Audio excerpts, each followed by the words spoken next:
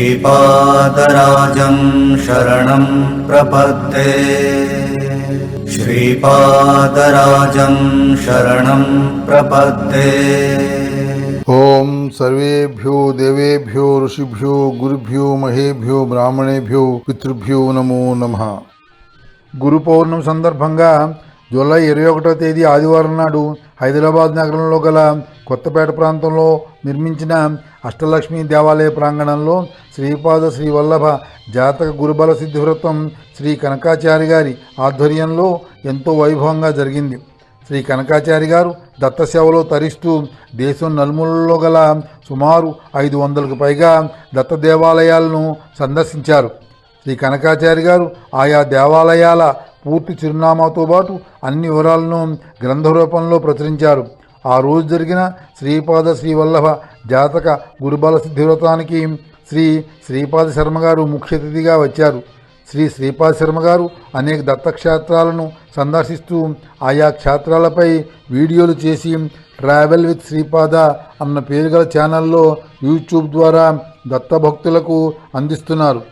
శ్రీపాద శర్మ గారికి ఆ రోజు చిరు సత్కారం జరిగింది.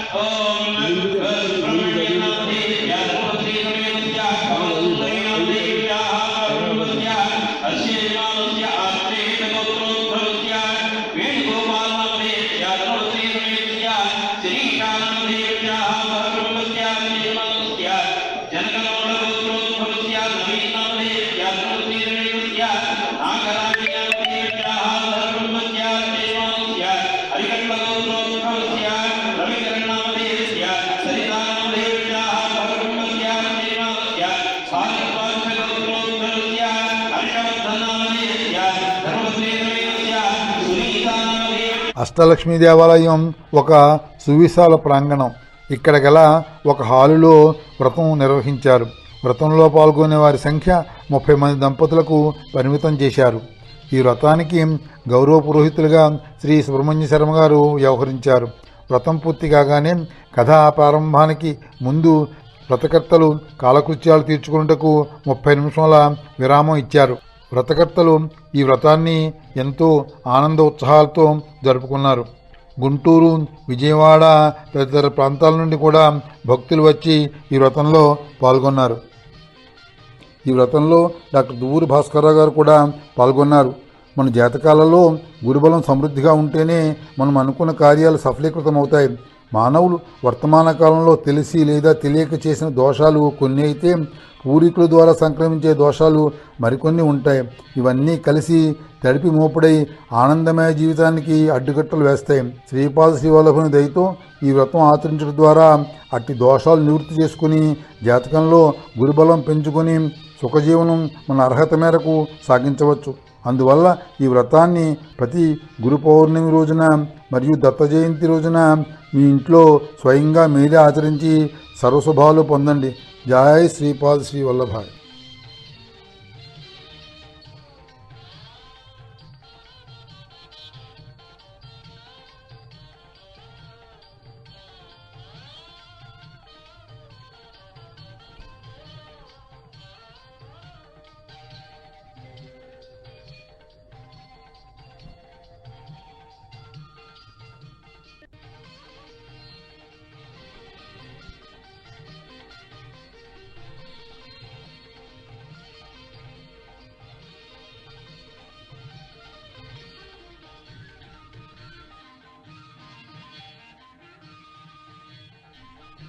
శ్రీపాద శ్రీవల్లభ జాతక గురు బల సిద్ధి వ్రతం సందర్భంగా వచ్చిన వ్రతకర్తలకు ఆహ్వానితులకు పురోహితుల వారు శ్రీపాదుల వారి జీవిత చరిత్రలో మరికొన్ని విశేషాలు ఈ విధంగా చెప్పసాగారు. దత్తభక్తులారా, గత భాగంలో పునర్జీవితుడైన నరసావధానులు శ్రీపాదుల వారి ప్రతిభను తెలుసుకుని శ్రీపాదుల వారి విగ్రహాన్ని తన పూజామందిరంలో పెట్టుకుని నిత్యం నరసావధానులు అతని భార్య పూజించేవారిని తెలుసుకున్నాం. ఆ తర్వాత ఏం జరిగిందో ఈ భాగంలో తెలుసుకుందాం. ఒకరోజు నరసావధానులు అతని భార్య పూజామందిరంలో శ్రీపాదుని అర్చిస్తున్నారు. నరసావధానులు మాత్రం శ్రీపాదుల వారిని పూజిస్తున్నా శ్రీపాదుడు నిజంగా దత్తుడేనా అనే సంశయభావనతో ఉండేవాడు. నరసావధానుల మనోగతం జరిగిన సర్వాంతర్యామి అయిన శ్రీపాదుడు నరసావధానుల సంశయములను నివృత్తి చేయాలని తలచి వారి పూజామందిరంలో ప్రత్యక్షంగా ఆ దంపతులకు దర్శనమిచ్చారు. అంత నరసావధాని శ్రీపాదుల వారికి నమస్కరించి, శ్రీపాద, నేను గతంలో నీవు కోరినప్పటికీ తోటకూరను ఇవ్వలేదు. ఇప్పుడు మా ఇంట్లో నీవు తోటకూరతో భోజనం స్వీకరించు నాయనా అని శ్రీపాదుని కోరాడు. అంత శ్రీపాదుడు, తాత, నీవు వచ్చే జన్మలో నీ ఇంట తోటకూరను పండించుకుంటూ దారిద్ర్యం అనుభవిస్తూ ఆ తోటకూర శాఖములు తింటూ జీవిస్తావు. నేను నృసింహ సరస్వతిగా ఆ జన్మలో అవతరించి నీ ఇంట తోటకూరతో భోజనం చేసి నీ కోరిక తీరుస్తాను. ఈ జన్మలో మాత్రం నీ కోరిక తీరదు, నీ ఇంట భుజించను అని తెలిపారు. అంత నరసావధానులు, శ్రీపాద, నాకు కొన్ని సందేహములు ఉన్నవి. ఆ సందేహములు నీ ద్వారా నివృత్తి చేసుకోవాలి అనుకుంటున్నాను. నా ప్రశ్నలకు బదులిస్తావా అని నరసావధానులు శ్రీపాదుల వారిని అడిగాడు. అంత శ్రీపాదుల వారు, తాత, నీ సందేహములకు బదులిచ్చుటకు నేను సిద్ధంగా ఉన్నానని అన్నారు. అప్పుడు నరసావధానులు శ్రీపాదుల వారిని అనేక విషయములపై ప్రశ్నించాడు. నరసావధానులు అడిగిన ప్రతి ప్రశ్నకు శ్రీపాదుల వారు ఎంతో వివరముగా సమాధానములు ఈ విధంగా ఇచ్చారు. తాత, నేనే దత్తుడను. మానవుల మధ్య సంచరించుటకు శ్రీపాదుని శరీరంతో వచ్చాను. శ్రీపాద శ్రీ వల్లభావతారమునందు నా వామభాగమున అనఘాదేవి, కుడి భాగమున దత్తాత్రేయుని కలిగి ఉన్నాను. ఇది నా అర్ధనారీశ్వర స్వరూపము. నేను నిరాకారుడను, నిర్గుణుడను. తాత, నీవు జీవుడవు. నీలో అంతర్లీనముగానున్న పరమాత్మను నేనే. జీవాత్మ పరమాత్మ వేరువేరుగా ద్వైత భావముతో ఉన్నప్పటికీ నష్టం లేదు. నేను అనే కర్తృత్వ భావన నీలో నశిస్తే నా రక్షణలో నీవు శ్రేయస్సు పొందగలవు. తాత, నీవు అనుకున్నట్లుగా నేను అవధూతనగాను. అవధూత పొందే అనుభవమే బ్రహ్మం. అట్టి బ్రహ్మమునే నేను. ప్రాపంచిక బంధముల నుండి విముక్తులైన అవధూతులందరూ నాలో లీనమై బ్రహ్మానంద స్థితిని అనుభవించున్నారు. అవసరమనుకుంటే నాలో లీనమైన ఆ అవధూతులందరినీ నేను తిరిగి జన్మించమని ఆదేశిస్తాను. తాత, నీవు కోరినట్లు నీ దారిద్ర్యము ఈ జన్మలో తీరదు. నీ దారిద్ర్యం వచ్చే జన్మలో తీరుతుంది. వచ్చే జన్మలో కూడా నీవు కొంతకాలం దరిద్రుడిగానే ఉంటావు. పసిబాలుడిగా ఉన్న నేను కోరినప్పటికీ నీవు నాకు తోటకూరను ఇచ్చుటకు సంశయించినావు. అంటే నీవు నీ వస్తువులపై ఏదో విధమైన మోహం కలిగి ఉన్నావు. మోహము క్షేమైతే గాని మోక్షము లభించదు. మా అమ్మకు ఇచ్చిన మాట మేరకు నీ పుణ్యఫలములో అధిక భాగము తీసివేసి నీకు తిరిగి ప్రాణం పోసి పునర్జీవితం చేశాను. ప్రతి మానవునికి పుణ్యఫల రూపముగా ఆయువు, ఐశ్వర్యం, ఖ్యాతి, పాప ఫలరూపంగా అల్పాయువు, దారిద్ర్యము, అపఖ్యాతి కలుగుతాయి. తాత, నాకు సర్వ శరణాగతి చేసిన భక్తుల చేతిని నేను ఎన్నటికీ విడివను. నా భక్తులు ఎంత దూరంలోనున్నా వారిని నా క్షేత్రంలోకి రప్పించి వారికి మేలు చేకూరుస్తాను. దైవము భావప్రియుడే గాని బాహ్యప్రియుడు మాత్రం కాదు. నాకు జాతి, కుల, మత, వర్గ వైషమ్యములు లేనేలేవు. నేను అందరి వాడను. బ్రహ్మజ్ఞాన విషయములు చర్చించినప్పుడు నేను బ్రాహ్మణుడను.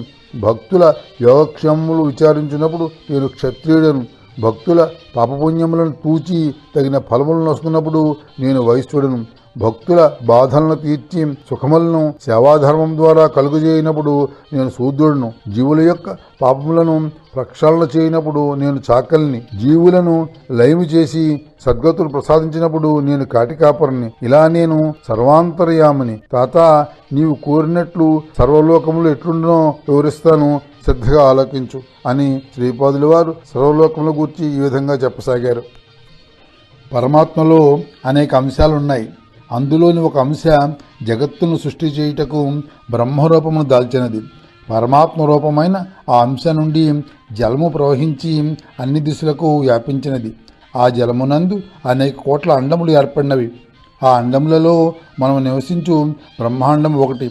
చీకటితో నిండి ఉన్న ఈ బ్రహ్మాండమునందు ఒక తేజస్సు వెలుగు నింపినది. ఆ తేజస్సుకు అనేక పేర్లు ఉన్నాయి. ఆ తేజస్సు పేరే సూర్యుడు. ఈ బ్రహ్మాండము అనగా భూమి యొక్క ఊర్ధ్వభాగము, అంటే భూమి యొక్క పైభాగములో 6 లోకాలు ఉన్నాయి. భూమి యొక్క అధోభాగము అంటే భూమి క్రింద 7 లోకాలు ఉన్నాయి. ఊర్ధ్వ అధోలోకాలకు మధ్యగా భూమి 7వ లోకముగా ఉన్నది. భూలోకమునకు ఊర్ధ్వభాగమున సత్యలోకం, తపోలోకం, జనలోకం, మహార్లోకం, స్వర్గలోకం, భూవర్లోకం అను 6 లోకాలున్నాయి. అధోభాగంలో అతల, వితల, సుతల, తలాతల, మహాతల, రసాతల, పాతాళ లోకాలున్నాయి. ఇవి 7 లోకాలు. భూమితో ఈ ఊర్ధ్వ అధోలోకాలు కలిపి మొత్తం 14 లోకాలు. తాత, ఇప్పుడు ఈ లోకాలలో ఎవరెవరు నివాసం ఉంటారో తెలియజేస్తాను విను. సత్యలోకంలో పురాణపురమున ప్రాంతం ఉన్నది. అది విద్యాధర స్థానం. అక్కడ బ్రహ్మ సరస్వతులు ఉంటారు. తపోలోకంలో అంజనావతీపురం గలదు. అక్కడ సాధ్యులు అంటే ఆధ్యాత్మిక చింతన గల జిజ్ఞాసులు ఉంటారు. జనలోకంలో అంబావతీపురం ఉంటుంది. అక్కడ బాలుర రూపధారులైన సనక సనందనాథుల ఋషులుంటారు. వీరు విష్ణు స్వరూపులు. మహార్లోకములో జ్యోతిష్యపురమున ప్రాంతం ఉన్నది. అక్కడ సిద్ధులు, ఋషులు ఉంటారు. సువర్లోకమును స్వర్గమని పిలుస్తారు. ఇక్కడ అమరావతి అనే పేరుతో ఒక నగరం ఉన్నది. ఇక్కడే ఇంద్రాది దేవతలందరూ ఉంటారు.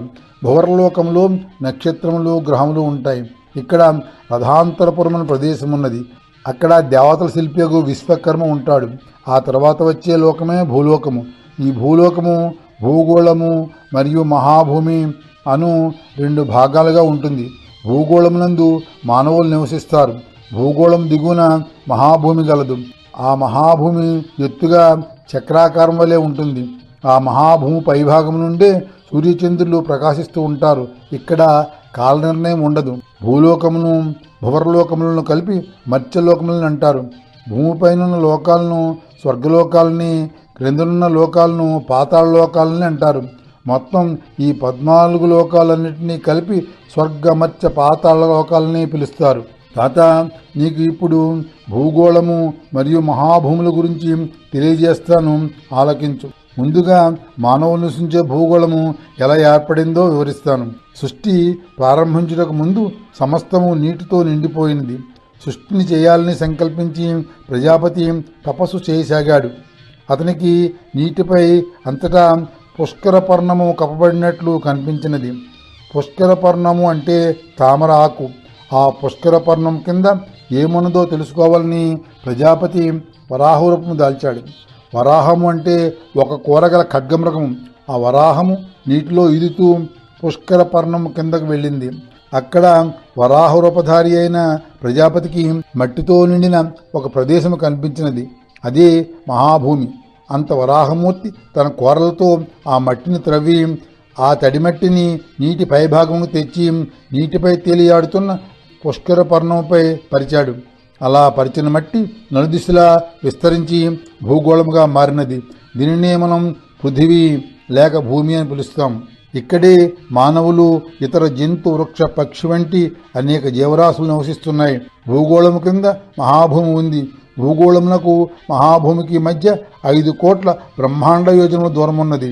ఆ విధముగా వరాహమూర్తి మహాభూమి నుండి మట్టిని పైకి తెచ్చి మానవులు నివసించే భూగోళం ఏర్పాటు చేశాడు. ఈ భూగోళము నిమ్మపండు రూపంలో గుండ్రముగా తామరపర్ణం వలె ఏర్పడినది. ఈ భూగోళము కర్మభూమి. ఇక్కడ శరీరము గలవారు పుణ్యము సంపాదించుటకు అనువైన ప్రదేశం. అందువల్లే పాపకర్మలను పోగొట్టుకుని పుణ్యఫలము ఆర్జించాలని కోరిక గలవారందరూ ఈ భూమండలంపై స్థూల శరీరులుగా జన్మిస్తారు. భూగోళంపై రకరకాల ప్రళయాలు ప్రకృతిలో సంభవిస్తాయి. తాత, ఇప్పుడు నీకు మహాభూమి గూర్చి వివరిస్తాను, ఆలకించు. మహాభూమి 50 కోట్ల యోజముల విస్తీర్ణం కలిగి ఉంటుంది. జంబూద్వీపములు 2 ఉన్నాయి. ఒక జంబూద్వీపము భూగోళముపై ఉన్నది.